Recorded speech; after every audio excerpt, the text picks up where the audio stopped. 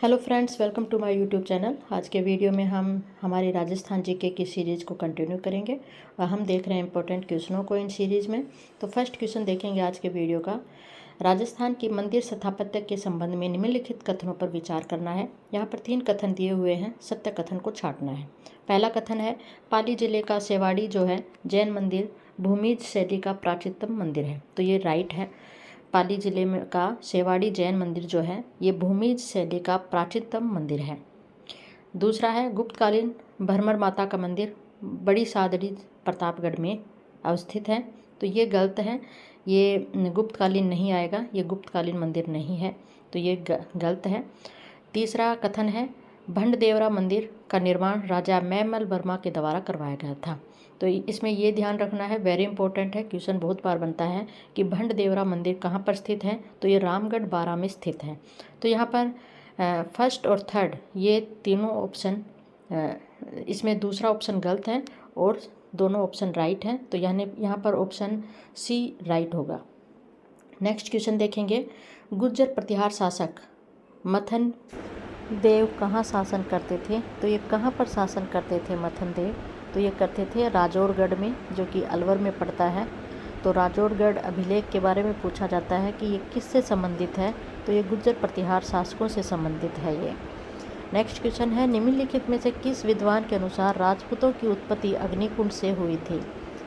तो ये कवि चंद्रबरदाई के अनुसार इन्होंने अपनी पृथ्वीराज रासो ग्रंथ में ऐसा बताया है। और इसके समर्थककर्ता यानी चंद्रबरदाई की बात से सहमत कौन कौन रहे, मोहनोत नैन्सी और सूर्यमल मिश्र।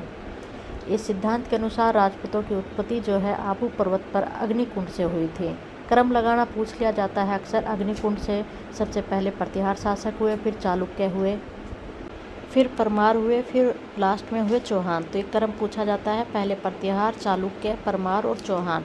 वैदिक आर्यों की संतान के समर्थक कौन रहे, ये भी पूछा जाता है।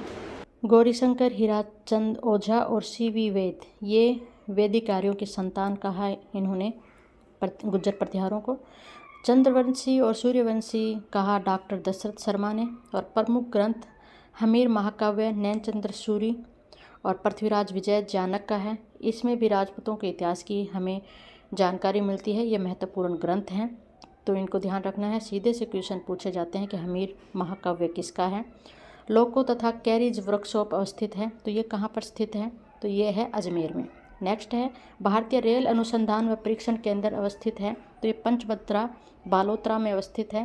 तो नेक्स्ट है, राजस्थान के अबुल फजल के नाम से विख्यात मोहनोत नैन्सी की जन्म स्थली कौन सी है। तो ये है जोधपुर। एशिया का सबसे जनसंख्या वाला देश कौन सा है। तो ये सभी जानते हैं, भारत है। सर्वाधिक जनसंख्या भारत में है। एशिया का सबसे छोटा स्वतंत्र देश कौन सा है। तो ये है मालदीव।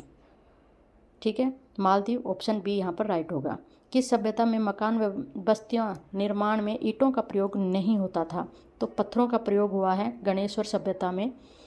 निम्नलिखित में से किस सभ्यता को भारत की ताम्रयुगीन सभ्यताओं की जननी माना जा सकता है। तो वो कौन सी है। तो वो है गणेश्वर सभ्यता, ऑप्शन बी राइट होगा।